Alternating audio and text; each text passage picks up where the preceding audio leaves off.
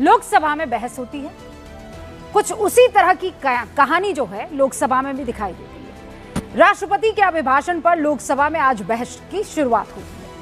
विपक्ष की तरफ से सबसे पहले राहुल गांधी बोलने के लिए आते हैं। राहुल गांधी से पहले बीजेपी की तरफ से सांसद तेजस्वी सूर्या बहस की शुरुआत करते हैं। अपने भाषण में तेजस्वी सूर्या ने कांग्रेस की सरकार पर भारत की संस्कृति से दूरी बनाने का आरोप मढ़ता है।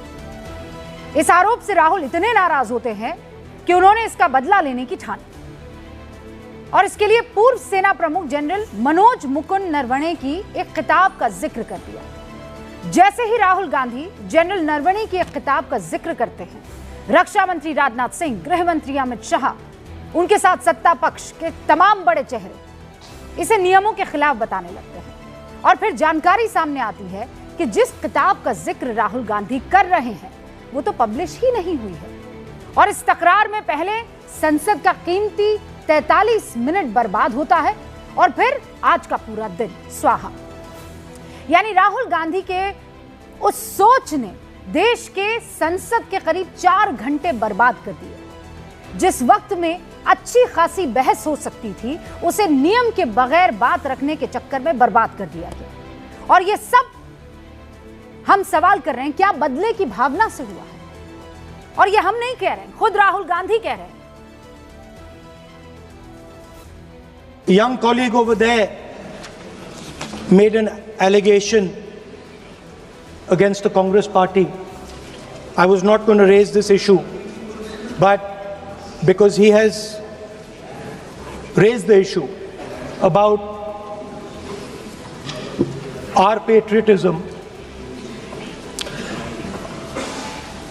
our understanding of Indian culture, I'd like to start by reading something. Rahul Gandhi ने बदले के चक्कर में चीन पर पूर्व सेना प्रमुख जनरल मनोज मुकुंद नरवणे के बिना छपी किताब का जिक्र करके सिर्फ संसद का ही नुकसान नहीं किया, बल्कि उन्होंने इस मुद्दे पर सेल्फ गोल भी कर दिया। क्योंकि जो किताब छपी ही नहीं, उसके आधार पर मुद्दा बनाने की कोशिश करने में राहुल गांधी ने उन पन्नों को पलटवा दिया जो असल में चीन को लेकर पूर्व प्रधानमंत्री जवाहरलाल नेहरू की नीतियों और हमारे इतिहास का आईना है।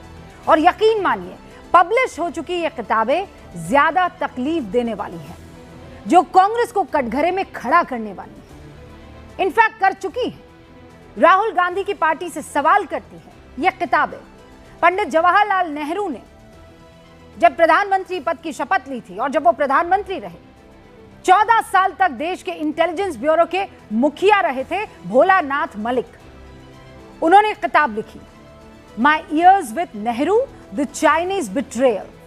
1962 के चीन युद्ध पर इस किताब में भोलानाथ मलिक क्या लिखते हैं, आप गौर फरमाइए। इंटेलिजेंस ब्यूरो ने प्रधानमंत्री नेहरू को सलाह दी कि चीनी सीमा पर भारत को नई चौकियां बना लेनी चाहिए, इससे चीन बल प्रयोग नहीं कर पाएगा। पंडित नेहरू को इंटेलिजेंस ब्यूरो की रिपोर्ट पर गहरा विश्वास था, जबकि सेना चेतावनी दे रही थी कि चीन हमला करेगा। इसके बावजूद पंडित नेहरू आईबी के रिपोर्ट के आधार पर रणनीति बनाते रहे और इसका असर क्या हुआ? 1962 के युद्ध में चीन ने भारत की 38,000 स्क्वायर किलोमीटर जमीन पर अवैध कब्जा जमा लिया। यह वही जमीन थी जिसे लेकर संसद में देश के पहले प्रधानमंत्री पंडित नेहरू ने 31 अगस्त 1959 को कहा कि the territory is sterile, it has been described as a barren uninhabited region without a vestige of grass and 17,000 feet high. Hindi में अगर अनुवाद करूं तो ये इलाका बंजर है, घास का नामो निशान है भी नहीं है वहां पर, एक निर्जन और बंजर क्षेत्र और 17,000 फीट की ऊंचाई पर स्थित यह जगह। यह फैक्ट है, पन्नों पर लिखा हुआ फैक्ट, लोकसभा के रिकॉर्ड में दर्ज फैक्ट। तो राहुल गांधी जी जिस चीन का राग अलाप कर सियासी बदला लेने की कोशिश कर रहे थे, उस चीन के साथ के इतिहास के पन्ने अगर पलट लिए जाए तो सवाल के तीर सीधे सीधे कांग्रेस को घायल करेंगे। क्योंकि सिर्फ भोलानाथ मलिक ने ही नहीं, बल्कि ब्रिगेडियर जेपी दालवी, उन्होंने भी चीन पर कांग्रेस की नीति पर सवाल उठाते हुए अपनी किताब हिमालयन ब्लंडर के पेज नंबर 53 पर लिखा है, हमने जंग की कोई तैयारी नहीं की थी, ना ही हमने कोई ऐसा डिप्लोमेटिक रिश्ता बनाया था कि जंग के वक्त कोई देश हमारी मदद कर सके। 1959 में भारत के पास कोई ठोस स्पष्ट नीति नहीं थी। चीन के विरुद्ध सहायता करने के लिए कोई घोषित मित्र नहीं थे और ना ही चीन को चुनौती देने के लिए कोई सैन्य शक्ति। ये वो पन्ने हैं जो पब्लिश हो चुके हैं। अगर राहुल गांधी इन पन्नों को पलटते तो उन्हें भी सच्चाई पता चलती। रही बात रिटायर्ड जनरल मनोज मुकुंद नरवणे की, तो डोकलाम संघर्ष के बाद उनका एक बयान बतौर आर्मी चीफ आपको सुनना चाहिए। And not an inch has been lost. Not an inch has been lost. That's right. Approaching this whole issue in a step-by-step manner. So the initial step was, of course, the disengagement, which I've just talked about. So future rounds of talks will continue, and I'm sure. तो साफ और स्पष्ट शब्दों में general Naravane कह रहे हैं कि भारत की जमीन पर चीन ने कब्जा नहीं किया है। अब जो वो कह रहे हैं उस पर विश्वास किया जाए, या जो उनका नाम लेकर कहे जाने की कोशिश की जा रही है उस पर विश्वास किया जाए। इसीलिए आज गूंज में बड़ा सवाल, क्या पलटवार के चक्कर में राहुल गांधी ने सेल्फ गोल कर लिया? क्या मोदी राज में चीन के अतिक्रमण की कहानी के पीछे कोई फैक्ट है? क्या डोकलाम गलवान का मुद्दा उठाकर 1962 की गलतियां छिपाने की कोशिश हो रही है? मैं शुरू कर रही हूं गूंज।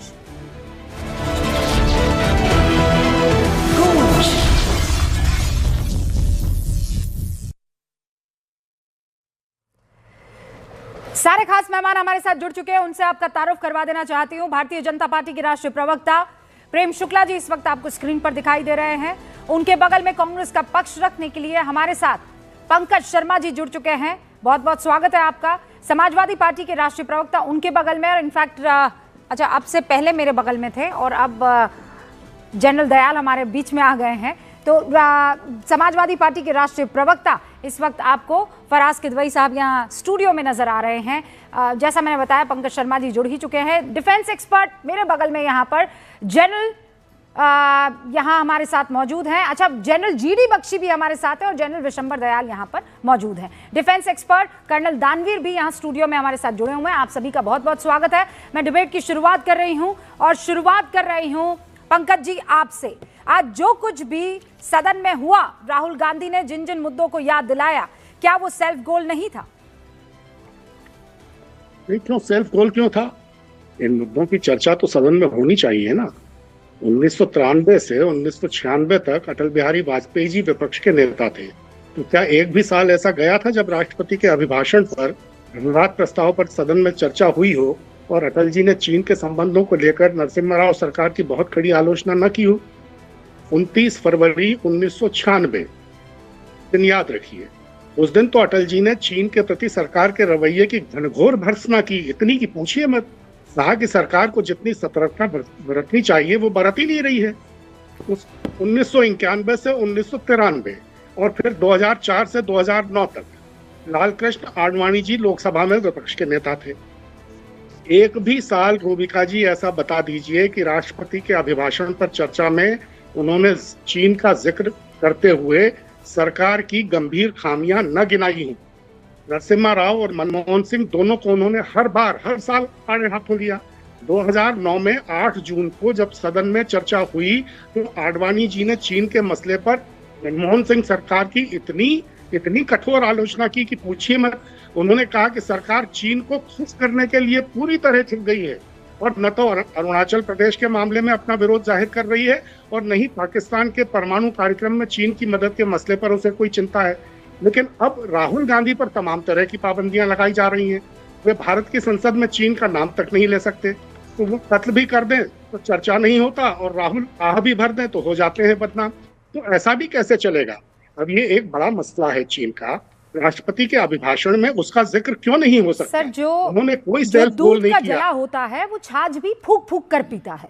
आप हमेशा से ये जानते हैं कि चीन के मुद्दे पर जो किताब आई नहीं उसका जिक्र करना, जो किताबें आ चुकी है वो नेहरू जी को जो है कटघरे में खड़ा करती है, उनकी नीति को कटघरे में खड़ा करती है।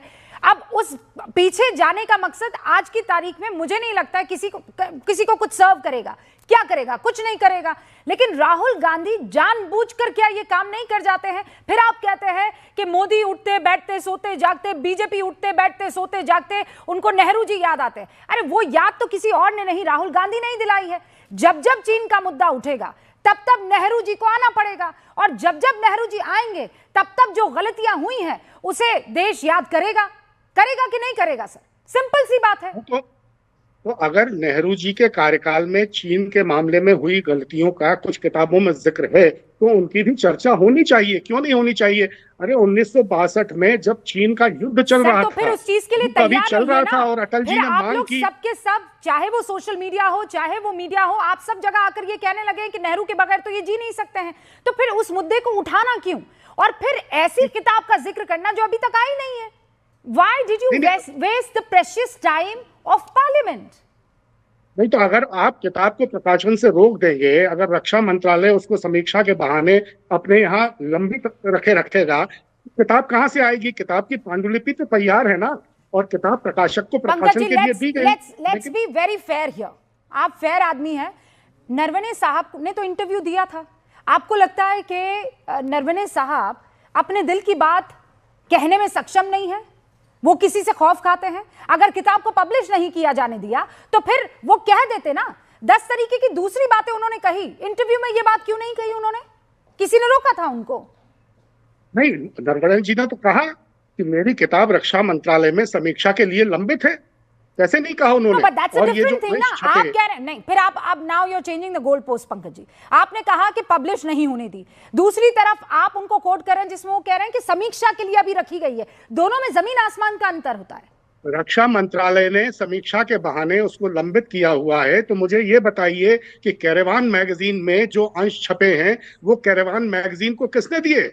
नरवणे साहब ही ने तो दिए होंगे, या प्रकाशक ने दिए होंगे। तो इसका मतलब किताब की पांडुलिपि अस्तित्व में है, और किताब को अगर आप प्रकाशित न होने दें और फिर कहें कि ये जो किताब आई नहीं, उस पर कैसे चर्चा हो सकती है? तो नियम के खिलाफ तो नहीं ही जा सकते ना आप। हर कोई आपके हिसाब से थोड़ी चलेगा, और नियम बाकायदा आपको दिखाए गए हैं। यहाँ प्रेम शुक्ला जी भी मौजूद हैं। प्रेम जी, फिर ये कहा जाएगा कि आप लोग चीन पर बात करने से ही कतराते हैं, जैसे ही चीन का नाम आता है नेहरू जी को आप ले आते हैं। नहीं, हम तो चीन पर जमकर बात करना चाहते हैं, लेकिन जो आसन की व्यवस्था है उसको तो आपको संसद में स्वीकारनी पड़ेगी। अप्रकाशित पुस्तक का अंश आप प्रकाशित नहीं कर, आप जो है उद्धृत नहीं कर सकते, ये आसन की व्यवस्था है। अब श्रीमान राहुल गांधी चूंकि गांधी परिवार में पैदा हो गए हैं, इसलिए वो आसन की व्यवस्था को भी नकार देंगे, ये तो स्वीकार नहीं होगा। अब राहुल गांधी से तो हम बार बार पूछ रहे हैं कि बताइए ना, चीन के साथ आपकी मम्मी ने जो एमओयू साइन किया वो एमओयू क्या है?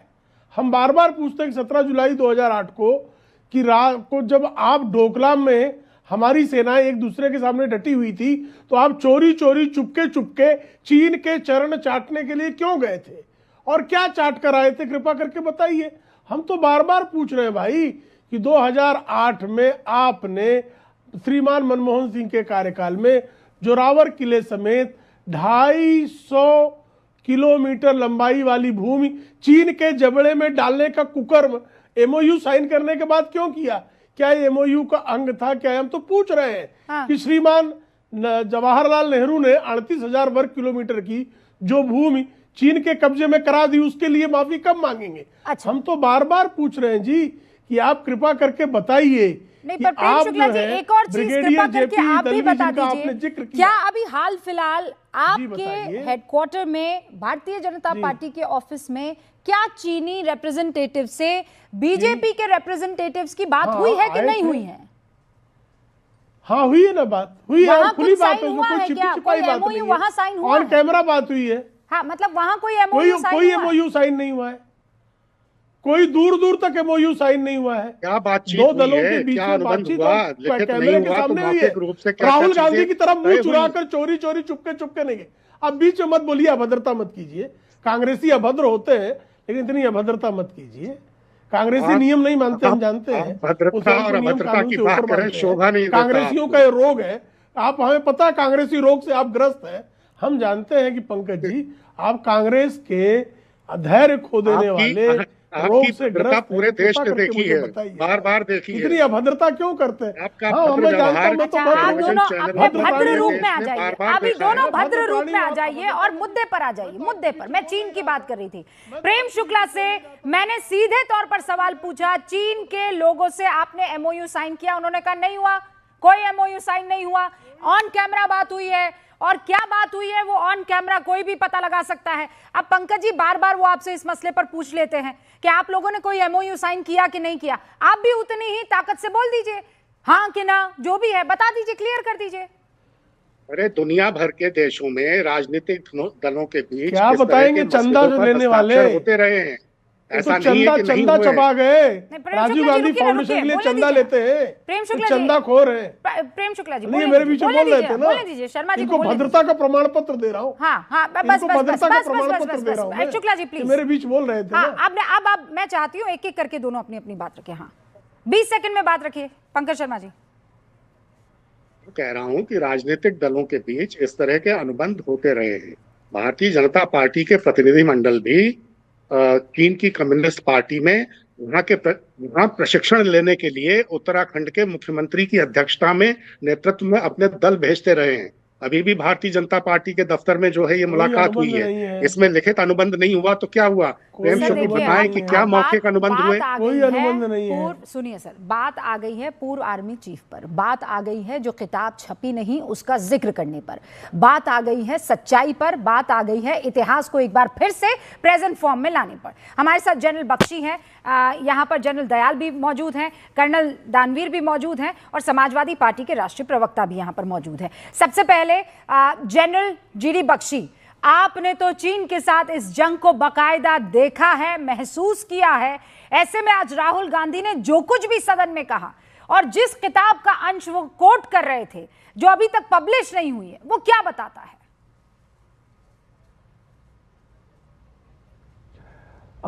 देखिए, जो मैं सबसे पहले जनरल नारवाने साहब को व्यक्तिगत जानता हूं, वो हमारे अच्छे चीफ थे, बहुत ठहरे हुए चीफ थे और स्टडी, और उनकी किताब जब उन्होंने लिखी तो सरकार ने उनको अनुमति नहीं दी उसको छापने के लिए। हाँ। जहां तक मुझे मालूम है वो था जो अग्निवीर स्कीम पे उन्होंने कुछ कमेंट्स किए थे, उसको लेकर उनको छापने का आदेश नहीं दिया गया था। ठीक है। और मैंने जो कैरावान मैगजीन में एक्सर्प्ट्स आए हैं वो पूरे ध्यान से पढ़े हैं शुरू से आखिर तक, क्योंकि माजरा समझने के लिए कि माजरा क्या है साहब, क्यों इतना रौला पा रहे हैं, क्यों इतना कष्ट हो रहा है। तो साहब देखिए, मैं आपको एक चीज बताऊं, मुझे बड़ी खुशी होती अगर ये डिस्कशन आगे चलती, क्योंकि वो खुद पकड़े जाते। ठीक है। और कल जब होगी ये डिस्कशन तो मैं तो सरकार को दूंगा एडवाइस कि करने दीजिए। वो दिखाना चाहते थे कि हमारे प्रधानमंत्री, हमारे रक्षा मंत्री, किसी ने कोई फैसला नहीं लिया। ये डोकलाम की बात नहीं है, ये बात है आपके कैलाश रेंज के ऊपर, जब हमने काउंटर इन्फिल्ट्रेशन करके काउंटर ऑक्यूपेशन करी थी और जाके रिज का टॉप पकड़ लिया था, तब कहानी समझ लीजिए। पहले नीचे से चीन ने अपने लाइट टैंक भेजे, वो चढ़ना शुरू हुए। नॉर्दर्न कमांड के उस वक्त चीफ जनरल जोशी ने नारवाने साहब को रिंग किया। क्यों रिंग किया? क्योंकि उस वक्त ये चाइना भारत का ट्रैंक्विलिटी अकॉर्ड लागू था। इस अकॉर्ड को एक्चुअली बहुत पहले जो कांग्रेस ने किया था निकाल बाहर करना चाहिए था। ठीक है, लेकिन वो फिर भी लागू था, इसलिए सरकार से पूछना अनिवार्य था। ठीक है साहब। जब उनको नहीं जवाब मिला तो मैं आपको बताऊं, जब फाइनली प्राइम मिनिस्टर ने उनको रिप्लाई किया, बिल्कुल ठीक रिप्लाई किया, जैसा उचित समझते हो करो। अरे साहब, प्राइम मिनिस्टर का काम नहीं है टैक्टिकल ऑर्डर ऑफ फायर देना। हाँ। ठीक है। वो डिपेंड करते हैं अपने आर्मी चीफ के ऊपर जो प्रोफेशनल है। उन्होंने बिल्कुल ठीक कहा कि जैसा उचित समझते हो करो। This is what he should have done. Any political leadership, mature, sagacious, would have said the same orders. Do as you think fit. Army chief पूछ रहा है ना भाई, आर्मी चीफ पूछ रहा है, do as you think fit, I trust your decision. तो क्या गलत है? What's bloody wrong with it? What is wrong with it? बिल्कुल सही डिसीजन लिया प्राइम मिनिस्टर ने। हाँ। अभी सिंदूर के टाइम भी उन्होंने तीनों सर्विस चीफ्स को बोला, सीडीएस को बोला, मैं आप पे पूर्ण विश्वास रखता हूं, जैसा आप ठीक समझते हैं प्रोफेशनली करें। ठीक है ना साहब। ये हमारे प्राइम मिनिस्टर साहब का काम नहीं है टैक्टिकल डिसीजन लेना, minute to minute battle control करना। वो इसके लिए उनके पास सर्विस चीफ्स हैं, सीडीएस है, वो ये फैसले लेते हैं और वो जो है वो उनको सपोर्ट करते हैं। ऑल राइट, जनरल बख्शी उनको वो देते हैं। वो ये क्लैरिटी देने के लिए शुक्रिया सर कि भाई tactical decisions are not taken by the prime minister of any country. General Dayal, तो फिर बार बार इस तरीके की बातें करना कि चीन के आगे झुक गए, फिर वहां अमेरिका में नरेंद्र डिड सरेंडर, ये क्या बताता है? देखिए, मैं किसी किस्म की पॉलिटिकल डिस्कशन में इन्वॉल्व नहीं हूँगा। मैं इसको पूरी एक क्लैरिटी से एक चीज़ देखना चाहता हूँ कि एक है स्ट्रैटेजिक डिसीजन, और स्ट्रैटेजिक डिसीजन मैं पहले दिन से कह रहा था, जिस दिन 1993 peace treaty, 1996 agreement, 1993 border management, 1996, 2005, 2013 के जो चारों एग्रीमेंट्स थे, जिस दिन चाइना ने वायलेट किए, हिंदुस्तान की सरकार को स्ट्रैटेजिकली अपनी सेना को क्लियर कट बोल देना चाहिए था कि हम इससे विड्रॉ करेंगे।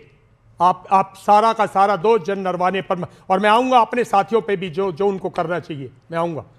पहली बात तो यह है कि उस ट्रीटी, वो एक ट्रीटी बाध्य ट्रीटी थी और उस पर गालवान हो चुका है साहब। उसी के बाद अगर 6 जून की हरकत है ये, जब हम फैसला मांग रहे हैं, तो बोथ पॉलिटिकल लीडरशिप और मिलिट्री लीडरशिप 6 जून से 15 जून तक क्या कही, जहां में 20 बहादुर जवानों को शहीद करना पड़ा, वो एक ट्रीटी बाइंडिंग थी।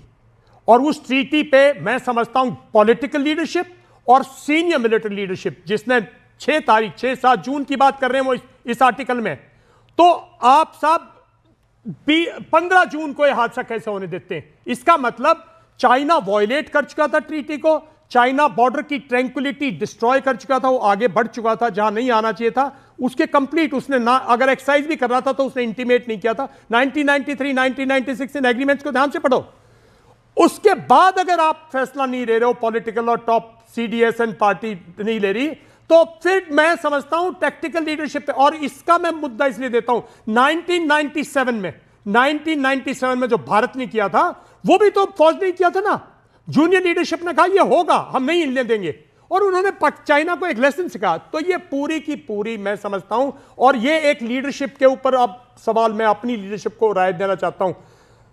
इस देश में डेमोक्रेसी है, डिसीजन जैसे ही आएंगे आपको पूरी छूट है। Do what you fit. Do what you fit means अगर हथियार उठाना है चाइनीज के खिलाफ तो उठाइए, अगर आपको हवाई जहाज यूज करना है तो कीजिए, बिकॉज देश की सुरक्षा साहब, नॉर्दर्न आर्मी कमांडर साहब आपके कंधों पे है। वो जवान आपकी तरफ देखते हैं, वो नहीं जानते कौन प्राइम मिनिस्टर है, वो बटालियन कमांडर की तरफ है। अगर मैं बटालियन कमांडर भी होता गालवा में, मैं कसम खा के कहता हूं मैं गोली चला देता, किसी की नहीं सुनता, क्योंकि उसकी सुरक्षा हमारे पे। अब ये फिर पॉलिटिकल लीडरशिप जवाब दे, चला दिया उसके बाद पॉलिटिकल लीडरशिप को, वरना ये कंफ्यूजन रहेगी। ये कंफ्यूजन है बिल्कुल क्लियरली, बिकॉज ट्रीटी थी, उस ट्रीटी से चीफ नहीं वायलेट कर सकता। कल आप चीफ को सैक कर दो, कल जनरल नरवाने को रिस्पॉन्सिबल बना दो, आपने ट्रीटी वो कर दी, कल दोनों कंट्रीज के बीच में वॉर बढ़ जाए। बख्शी कुछ कहना चाहते हैं, फिर कर्नल बिल्कुल सर, बिल्कुल जनरल बख्शी सर, बिल्कुल। जनरल दयाल जो कह रहे हैं उससे आप अग्री करते हैं जनरल बख्शी?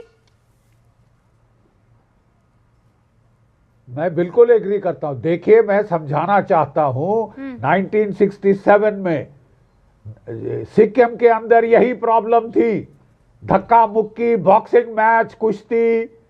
ये फिर आए जनरल सगत सिंह, उसने क्या आदेश दिए मालूम है? उसने आदेश दिया अगर किसी ने धक्का मुक्की बॉक्सिंग करी मैं कोर्ट मार्शल कर दूंगा, तुम्हारे हाथ में हथियार हैं, इस्तेमाल करो। क्या हो गया? जी जी जी सुनाई दे रहा है सर। फायर, ओपन फायर, बिल्कुल ठीक कह रहे। क्या मेरा आवाज आ रही है आपके पास? एकदम आ रही है, क्लियर, स्पष्ट आ रही है सर।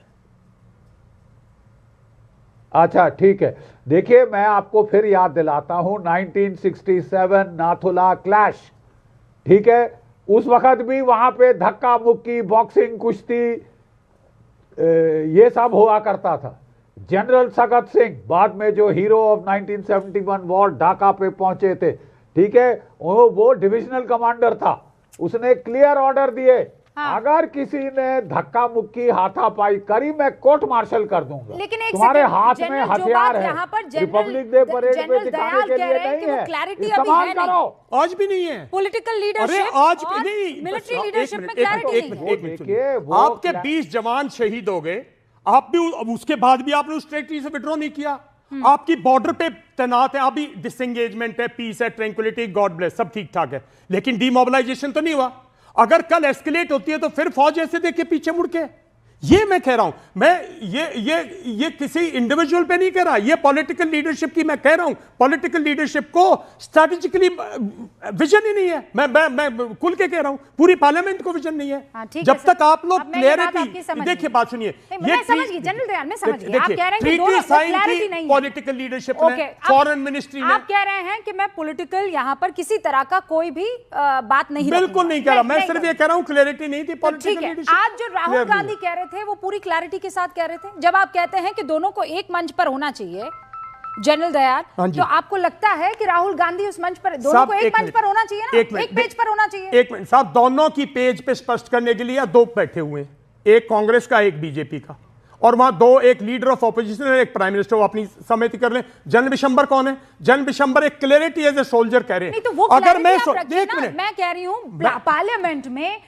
चाहे वो opposition I wish I was in parliament. I wish I was in parliament. I wish you were in the parliament. I wish I would have spoken there only. My question is very clear. आप बहुत clear इंसान है, clarity के साथ बात अगर मैं parliament debate भी सुनता, मैं आई अश्योर यू, मैंने बिल्कुल पार्लियामेंट डिबेट, पार्लियामेंट की स्टेटमेंट सुननी बंद कर रखी है। मैं सिर्फ एक आर्टिकल जो जब आप लोगों ने बुलाया, मैंने उस आर्टिकल को थोड़ा सा, तो आपने राहुल गांधी के बयान को नहीं सुना? मैंने किसी किस्म का कोई बयान नहीं सुना, ना मैं सुनना चाहता, बिकॉज मैं बहुत क्लियर हूं। 1996 की ट्रीटी डोकलाम के बाद विड्रॉ करना चाहिए था गवर्नमेंट को। जब आप कहते हैं कि सरकारों को, फॉरेन मिनिस्ट्री को विड्रॉ कर देना चाहिए था डोकलाम के बाद ही। दूसरे किसी देश के लिए अगर वो दुश्मनों जैसा रवैया अपना रहा है तो साथ होना चाहिए। कर्नल दानवीर, can I have that clarity from you sir? आज जो राहुल गांधी ने किया, मैं उस पर नहीं बात करूंगी क्योंकि भाई आप कोई पॉलिटिकल रिप्रेजेंटेटिव नहीं है, लेकिन जब आप बात करते हैं, चीन तो हर चीज पर नजर रखे हुए ना, एलओपी है, एलओपी जब ऐसी कोई बात करेंगे तो चीन उसे कैसे देखेगा? लेकिन मैं उसी पे बात करूंगा, क्योंकि बात अगर हॉकी मैच की हो रही है तो हम फुटबॉल मैच के बारे में बात नहीं करेंगे।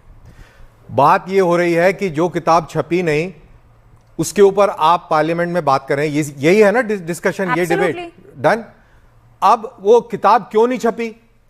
क्या एमओडी वाले सब पागल हैं? क्या जनरल नरवणे अपना आपा खो चुके थे? उन्होंने ऐसा क्या लिख दिया? क्या है वो, क्यों नहीं छपी? तो इस क्यों का भी तो सवाल का जवाब ले लो। वो इसलिए नहीं छपी क्योंकि उसके अंदर कुछ ऐसा था जो कि प्रेजेंट टैक्टिकल और स्ट्रेटेजिक सिचुएशन को एक्सप्लेन करता था, आपका सोचने का तरीका, आपका डिप्लॉयमेंट का तरीका, आपका बहुत सारे निर्णय लेने के तरीकों के ऊपर एक रिफ्लेक्शन देता था, जिससे दुश्मन एक तरीका आपका समझ सके और उसके बाद में वो भी अपनी रणनीति उस तरीके से बना सकता है। तो इसीलिए इसके ऊपर बैन लगा। और उसके बाद एमओडी की तरफ से ये भी आदेश निकले कि कोई भी पदाधिकारी फौज से रिटायर होगा तो मेरे ख्याल से शायद 2 या 3 साल तक वो कोई भी सार्वजनिक तौर पर अपने एक्सपीरियंस शेयर नहीं कर सकता। उसका कारण ये है, तो इस वजह से इसके ऊपर रोक लगी है और ये रोक जब तक लगी रहेगी जब तक ग्राउंड सिचुएशन बदली नहीं होगी।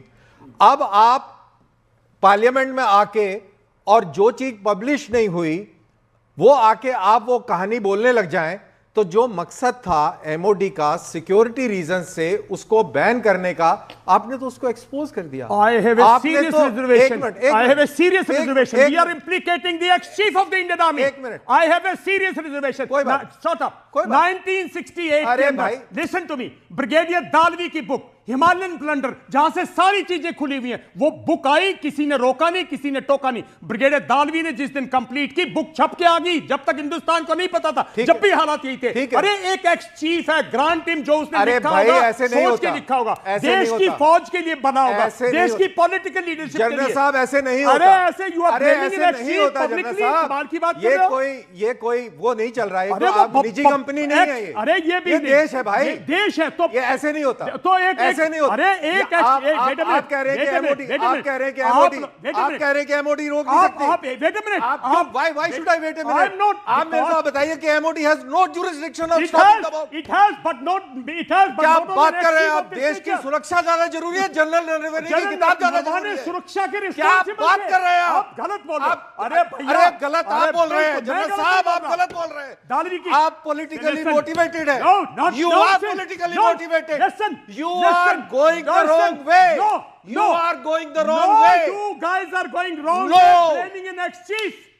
We did not blame an देश ex-chief. की सिक्योरिटी ज्यादा जरूरी है। We stood by an ex-chief when he blamed the Congress for 2008. Dayal का opinion is not important. Your opinion is not important. You are It every is the day national doing security this. that You is are- important. No, You are national wrong. security. Absolutely wrong, When sir. an air chief blames Congress for 2008, I blame them. I blame them. Have you blamed? I blame them. That actually Has Narwane blamed? 2008. Has Narwane blamed? No. Has Narwane blamed? So why are you? So why are you saying like that? I'm not. Why are you stopping his book? You are trying to justify. You yes, are trying to justify. I will justify You when haven't it comes read to his book. security of the country. You have not read his book. You does not know But who has shared it with you that it compromises national security. MOD ने बयान दिया है इसका। आप पढ़िए, आप पढ़िए बयान, आप पढ़िए बयान, जल्दी में कारवां का बयान। एक आर्टिकल पढ़ के आए, उसके बैकग्राउंड में जाइए आप। एक एक्स चीफ को इस तरह नहीं बोलते। पीटीआई का पूरा लेख है इसके ऊपर। के बारे में ऐसे नहीं बोलते। पीटीआई का पूरा लेख है, आप उसको पढ़िए, उसमें क्या क्या है। जेंटलमैन, ओके, ऑलराइट, आप दोनों को हम लोग बहुत ध्यान से सुन रहे थे। नाउ जनरल दयाल, एक सिंपल सा सवाल आपसे है। मैं कर्नल दानवीर को भी सुन रही थी, आपको भी सुन रही थी। मैं एक्स आर्मी चीफ के लिए किसी ने कुछ नहीं बोला है। एक्स आर्मी चीफ की खिताब ज्यादा महत्वपूर्ण है या इस देश की सुरक्षा ज्यादा इंपॉर्टेंट है? अगर एक्स आर्मी चीफ, जैसा कि एमओडी की तरफ से कहा जा रहा है कि उसमें कुछ ऐसी टैक्टिकल इंफॉर्मेशन रिवील हो गई थी जो दुश्मन मुल्क को कहीं ना कहीं मदद दे सकती थी, अब ये बताइए एक्स आर्मी चीफ के सम्मान में वो किताब पब्लिश करना ज्यादा इंपॉर्टेंट है या फिर उसे कुछ टाइम तक रोक देना और फिर ये रूल निकालना कि जो भी एक्स बन जाएगा वो 3-4 साल तक किताब नहीं लिखेगा ताकि इस सिचुएशन में ना आना पड़े? रूबिका, मैं इसी बात की ऑब्जेक्शन थी, मुझे और कोई ऑब्जेक्शन नहीं थी। ठीक है, आपने सवाल पकड़ा, ठीक है ना? मुझे सिर्फ इतनी ऑब्जेक्शन थी। मुझे सिर्फ इतनी सी, मुझे दानवीर साहब ने तो मेरे पे काफी इल्जाम लगा दिए। मैंने कुछ नहीं बोला, कहाँ अलाइंड है, किससे मोटिवेटेड है, मैं कुछ नहीं कह रहा हूँ, ना मैं कुछ ऐसी बात कहूंगा। मुझे सिर्फ इतनी ऑब्जेक्शन है कि एक एक्स चीफ को हम इतना ग्रांट नहीं करते कि जो वो किताब लिखेगा तो नेशनल सिक्योरिटी को ध्यान में रखेगा। मेरी सिर्फ इतनी ऑब्जेक्शन है। एक एक्स चीफ है जिसने एक क्रिटिकल सिचुएशन को डील किया है। मैं एक ब्रिगेडियर का एग्जांपल दिया, ब्रिगेडियर दानवीर सिर्फ एक ब्रिगेड कमांडर थे। उनकी किताब सब पढ़ के हम चाइना को समझे, उनकी किताब पढ़ के हमने पॉलिटिकल लीडरशिप की जो वीकनेसेस थी उनको समझा, हमारी लीडरशिप। और तभी मैं एग्जांपल देता हूं, तभी 1986 सुनिए, मैं एक पूरी बात सुन लीजिए रूबिका जी, आपने बुलाया है, इनको भी मैं बताऊं। नहीं तो बाकियों को भी बुलाया ना सर, प्लीज आप इनसे भी सुनिएगा। 1986 में, दैट इज व्हाई 1986 में जब चाइना ने समुद्रुंगजू में जो किया, इंडियन आर्मी ने 1987 में वो किया जो इंडियन मिलिट्री लीडरशिप कह रही थी, ना कि पॉलिटिकल लीडरशिप चाइना जाना चाहती थी। राजीव गांधी चाइना विजिट के लिए प्रिपेयर कर रहा था और इंडियन आर्मी ने वो किया जो करना चाहिए था। वो जो समुद्रुंगजू में, जो वांगजू में जो प्लेन पे आके चाइनीज बैठे थे, उनको कट ऑफ कर दिया और डिप्लॉय कर दिया। जलबख्शी, am I right or not? जलबख्शी, am I right or not? Okay, wait. General Bakshi, with due respect, sir. With due respect, sir. Please just give me a moment. एक और मेहमान लगातार बैठे हुए हैं और इतना वक्त गुजर गया, उन्होंने अपना ओपनिंग रिमार्क नहीं दिया। 25 मिनट हो गए sir. So I am taking आपका जो वक्त है वो मैं ले रही हूँ, इजाजत मांगते हुए। फराज किदवई साहब, आपने सुना ये पूरा का पूरा मसला अब कहां तक आ गया है। आज की तारीख में ये कहना कि किताब नहीं, इसके पीछे कोई मंशा है, कोई मकसद है। सर, नेशनल सिक्योरिटी नाम की भी कोई चीज होती है, और क्यों उन उसूलों को, उन कानून के परे जाना सिर्फ इसलिए क्योंकि आपको लगता है कि सामने वाला नेहरू कर रहा है तो अब हमें भी डोकलाम और बाकी चीजें करनी है? रूबिका, बिल्कुल सही बोल रही हैं आप, और मुझे उम्मीद है कि बस 2 मिनट आप मुझे अनइंटरप्टेड दे दीजिएगा। 1.5 कर दे सर? 2.5 कर दिए। देखिए, नेशनल सिक्योरिटी बिल्कुल इंपॉर्टेंट है, उससे बढ़कर कुछ नहीं है, लेकिन हमको अपनी पॉलिटिकल विल को भी देखना होगा कि हमारी राजनीतिक इच्छा शक्ति क्या है और क्या नहीं है। आपने अभी किताबों का जिक्र किया, इंडियन एक्सप्रेस को मानिएगा, जो हमारे देश का अखबार है। अक्टूबर 2024 में पूर्वी लद्दाख में एलएसी पर एक गश्त समझौता हुआ। यहां पर जितने डिफेंस के लोग हैं सब बैठे हुए हैं, correct me if I am wrong. Indian express लिखता है गरिमा जी 2 सितंबर, रूबिका जी 2 सितंबर 2025 को, खाली 2 स्टेटमेंट में पढ़ रहा हूं। The first and the loudest claim of a reset is that border is stable again after years of tension following Galwan. अधिकारियों का कहना है कि पेंगोंग सो और गोगरा और हॉट स्प्रिंग में सैनिकों की वापसी पूरी हो गई है। अब इसमें यहां पर यह लिखा हुआ है कि the first and the loudest claim to reset that the border is stable again. वहां पर अब गश्त करने के लिए रूबिका जी एक चाइना को हमको बताना पड़ता है। यह मैं नहीं बोल रहा हूं, यह इंडियन एक्सप्रेस का अखबार बोल रहा है। और सुनिए, दशकों तक हमारी, ये मैंने हिंदी में ट्रांसलेट कर दिया आपके दर्शकों के लिए, दशकों तक हमारी कथित एलएसी तक जाने वाली भारतीय गश्त अब रुक गई है। जो गश्त कभी एक तरफा होती थी अब चीन की सहमति से कोऑर्डिनेट होती है। और सबसे ज्यादा तकलीफदेह बात यह है कि इसके लिए पहले से सूचना देनी पड़ती है। इंडियन एक्सप्रेस को आप मानेंगे कि नहीं मानेंगे? कौन सी तारीख का है? मैं आपको बता देता हूं, 2 सितंबर 2025। सर निकालिए पेज नंबर 11, पेज नंबर 11 भी बता रहा हूं। आगे कैप्टन शिव कुमार को आप मानेंगे रूबिका जी कि नहीं मानेंगी? जो कि डिफेंस अटैच थे हमारे इंडोनेशिया में, क्या बोला था उन्होंने कि IAF lost aircraft due to constraint political leadership. और वो बोल रहे हैं कि मैं इस बात से सहमत हूं कि हमारे कुछ विमान गिरे और वो इसलिए हुआ क्योंकि राजनीतिक नेतृत्व ने हमारे ऊपर अंकुश लगाया था। ये पॉलिटिकल विल थी हमारी, ये राजनीतिक इच्छा शक्ति थी। छोड़िए इनको भी। लेफ्टिनेंट जनरल राहुल जी ने क्या कहा था, जो कि सिंगापुर में chief defence staff general Anil Chauhan ji ने क्या कहा था कि यह अहम नहीं है कि हमारे कितने जेट गिरे, अहम यह है कि हमसे गलती क्या हुई। अब मैं दूसरी बात बोलता हूं। अभी भारतीय जनता पार्टी के लोग चाइना कम्युनिस्ट पार्टी से मिले, खूब गलबैयां की। ये उसी चाइना से मिले हैं जो अरुणाचल प्रदेश को दक्षिण तिब्बत कहता है और उसको अपना हिस्सा बताता है। प्रेमा वेंगजोम को शंघाई एयरपोर्ट पर इसलिए रोका जाता है रूबिका जी क्योंकि उसके पास इंडियन पासपोर्ट होता है और उसको हम अपने ऑफिस में बुला करके, चाइना कम्युनिस्ट पार्टी को बुला करके, और हम गलबैयां करेंगे।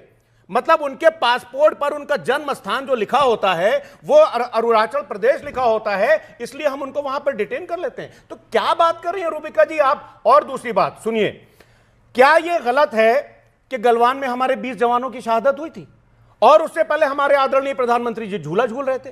तो बार बार हम ये देख रहे हैं कि चीन हमसे बार बार धोखा कर रहा है। ये वही चाइना है जिसने यूनाइटेड नेशन सिक्योरिटी काउंसिल का स्थायी सदस्य हमको बनने नहीं दिया और पाकिस्तान की उसने मदद की। मैंने पूरी, अब सर ऐसा है, ऑपरेशन सिंदूर जब हो रहा था तब हम घर बैठ के वीडियो गेम नहीं खेल रहे थे कि हमारे कोई विमान को कोई नुकसान नहीं होगा और अगर नुकसान हुआ भी तो एक और लाइफ मिल जाएगी। ये मजाक मत कीजिए आप, ठीक है, कि कितने विमान गिरे हैं, हमने टारगेट अचीव किया कि नहीं किया, ऑपरेशन सिंदूर सक्सेसफुल था कि नहीं था, बाकी सारी चीजें, कोलैटरल डैमेज नाम की चीज समझते हैं आपके नहीं समझते? 3 दिन में क्यों रोका? हर चीज में, अरे वो आप जाके प्रधानमंत्री से पूछिए। आदरणीय राजनाथ सिंह जी ने पार्लियामेंट में कहा था कि हम पीओके को लेकर आएंगे, हमारे पास मौका था, क्यों रोक दिया उन्होंने? क्यों नहीं पीओके को लेकर आए? इन्होंने इंडियन एक्सप्रेस का हवाला दिया, बहुत ही सम्माननीय और बहुत ही मशहूर समाचार पत्र है। एक लेफ्टिनेंट जनरल हितेश बल्ला हैं जो लेह के कोर कमांडर हैं, शायद आप उनकी बात को भी अहमियत देंगे। उन्होंने हाल ही में एक साक्षात्कार दिया जिसमें उन्होंने कहा कि अभी सिचुएशन बहुत ही स्ट्रीमलाइंड है नदर्न बॉर्डर्स पर। चाइनीज़ का जो ये हवाला दे रहे हैं बड़े डेरोगेटरी तरीके से कि हमें उनसे परमिशन लेनी पड़ती है, बताना। अखबार लिख रहा है, मैं कुछ नहीं बोल रहा हूं। अब मैं भी नहीं बोल रहा हूं, मैं लेफ्टिनेंट जनरल हितेश बल्ला को, हाँ, वो ये कहते हैं कि दोनों कंट्रीज के बीच में बहुत अच्छी सहमति हो गई है, एक दूसरे को दोनों नोटिफाई करते हैं जिससे कि कोई भी उस तरीके का सिचुएशन ना पड़े कि आमने सामने आके और एक दूसरे के ऊपर पत्थरबाजी और तमाशा हो रहा है। तो एक दूसरे को नोटिफाई करके और अपने अपने समय पर पेट्रोल जाना, और अब पेट्रोल वहां पर हो रहा है जहां पर पहले नहीं होता था। डोकलाम की सिचुएशन से पहले भी वहां पर नहीं जा पाते थे, अब वहां पर जा रहे हैं। तो अभी सिचुएशन और बेटर हो गई है, तो उसमें क्या प्रॉब्लम है? मतलब अपने हिसाब से फैक्ट्स को जब तक डालेंगे। सर, देश की security is also very important. आपकी राजनीति समझ में आता है, इंपॉर्टेंट है, नहीं ऐसा कि वो इंपॉर्टेंट नहीं है, लेकिन आपको चूज करना पड़ेगा प्राथमिकता क्या है। एक छोटा सा 4th क्लास का बच्चा भी ये समझ जाएगा कि प्रायोरिटी देश की सुरक्षा है, उसके आगे कुछ भी नहीं, नथिंग, 0, 0। बहुत बहुत शुक्रिया आप सभी का मेरे साथ जुड़ने के लिए। देखते रहिए News 18 इंडिया।